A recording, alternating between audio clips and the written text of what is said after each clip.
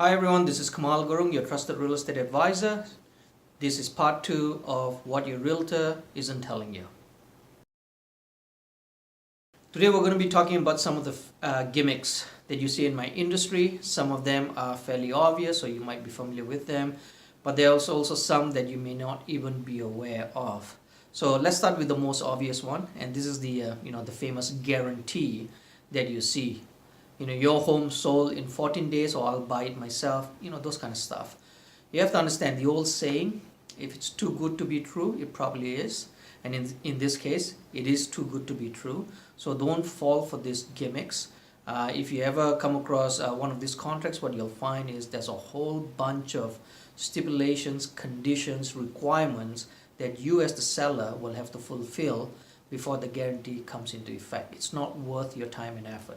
If you're generally coming to the market to sell it, all you should really be focusing on is getting an experienced agent who's just focused on getting the property sold for you and not relying on all these gimmicks. Okay, so the guarantee and all that, don't fall for that. It's not worth your time. Here's another popular gimmick, and this is I have a buyer for your home, or my buyers are looking in your neighborhood. Okay, you may have received a mailer on this, or somebody might have come knocking on your door saying those words. Now, for the most part, these are gimmicks. These are designed to kind of shake the tree, if you will, to see if there's any potential sellers that are thinking of selling. And the idea here is for us to make contact with you, generate a lead from you. Because if you do reach out and especially if you call in on a mailer, say we were thinking of selling. Then what we want is we want to be on your radar, right? We want to be in constant contact with you, develop you as a lead, and eventually convert you as a seller. So that's what this is designed to do.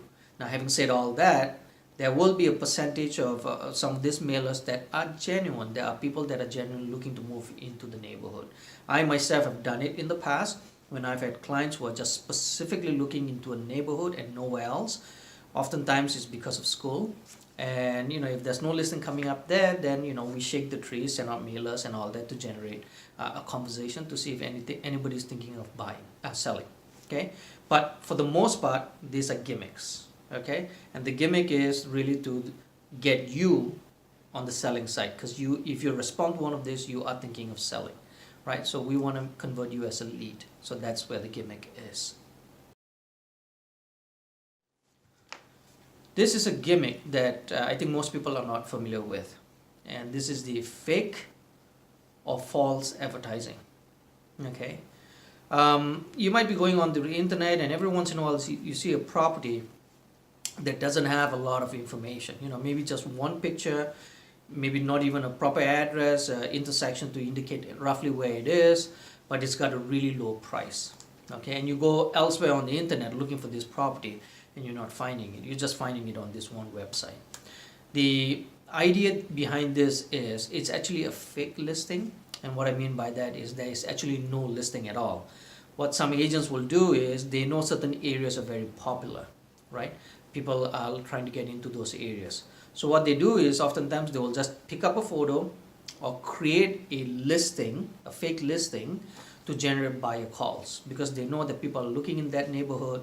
So by putting something out there, they know they're going to get hits, and from there they know they're going to get so many calls or inquiries coming in, and their hope is to convert them into buyer leads. Okay, so if you ever see something that looks vague, ambiguous, not a lot of information, again, the smell test. If it sounds too good to be true, test.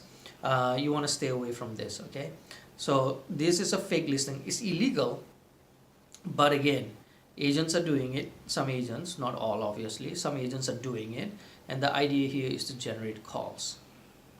The other one is false advertising, and maybe false might be a harsh word, but what some agents will do is, now that's the right way to do this and the wrong way to do this. Okay, have you ever seen a real estate magazine where you open it up and the agent has 2 pages full of listings, right? I mean, they look busy.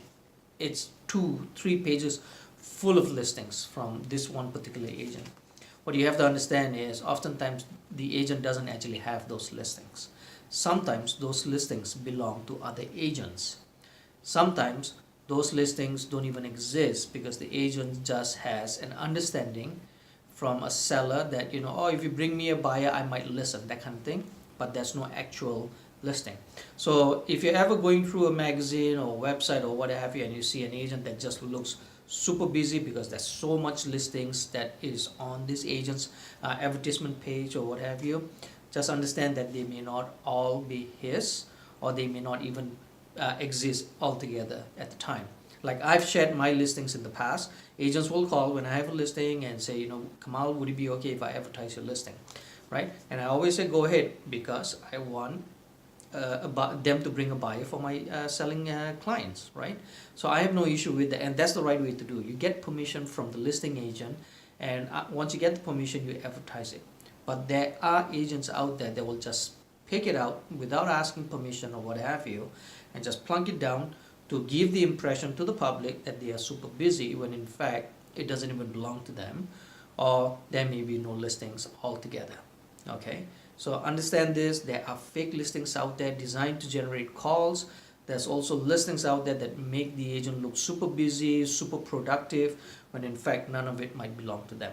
Now again, caveat here, this is not true for all agents. This is for that percentage of agents that are willing to bend the rules, and some even to break it just to generate activity for themselves. So again, as always, buyer beware. Make sure that you do your due diligence when you're dealing with agents on these things.